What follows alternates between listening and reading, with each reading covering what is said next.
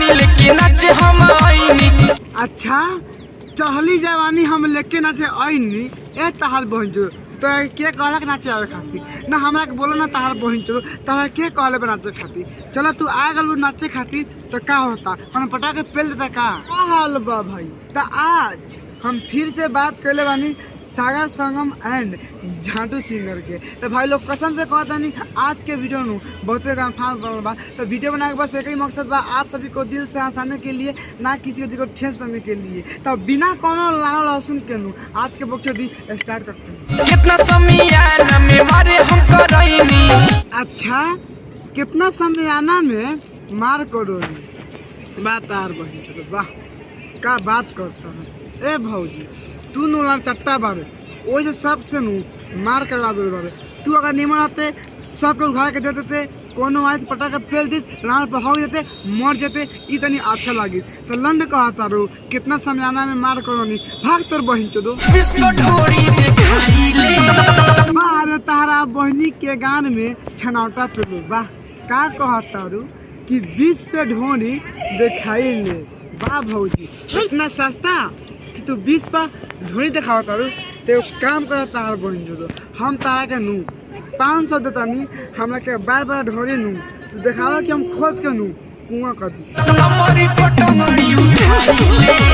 अरे तारा बहनी के झाड़ छिलो वाह का कहतारू कि नमरी पर टंगरी उठाई ले उठा के का करलू मरवा ले लू। तार बहन चोदो लोगन गाना गावता लोगन आ कहता लोगन कि नमरी पर टंगरी उठाई ले। ए तार बहन चोदो लार चटाबू अब देखो तार बहन चोदो भौजी उ तहार सामान बा। अब तू 10 पर दिखावा या 20 पर दिखावा उससे हमरा कुछो ले दे के नहीं के तुझे कहता नू कि 10-20 पर ढोनी दिखाई ले। ई तार बात सुन के मन कहता नू कि 10-20 देख के आ तार ढोनी देख के आ पेल दी आ कही नू हम नहीं पेल ले हम पैसा पेल दे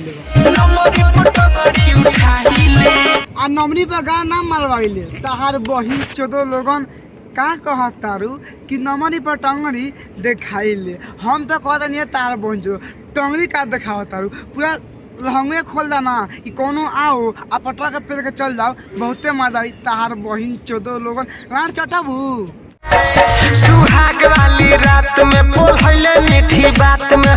अच्छा सुहाग वाली रात में पुलहले मीठी बात में। ए भौजी आप पुलहले के बाद में का कर ले हो पटा के पेल देले का तार बहिन चोदो कहीं का कहतारू सुहाग वाली रात के दिन तार भता पोल्हा लेबा मीठी बात में। ए भौजी सुकमरावा नहीं खाली पोल्हा के कुछ कैले नहीं के अगर हम रहते नू तो कसम से कह रही टांग के पेल देते नू नारे पर मुँह अब पेले ना लगले। तार बहिन चोदो का कहतारू पांचवा में धरी ओठ चाटे लगले।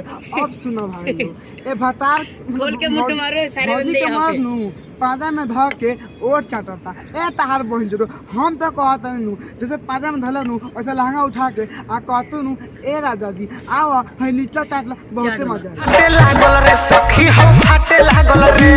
अरे तारा बहनी के गाड़ी में पानी पूरी बनाओ वाह का कहतारू फाटे लागल है सखी फाटे लागल। ए तार बहन जो भौजी तारा भता के लन 6 इंच के बाका हो कि तारा अंदर गल तो फाटे लागल।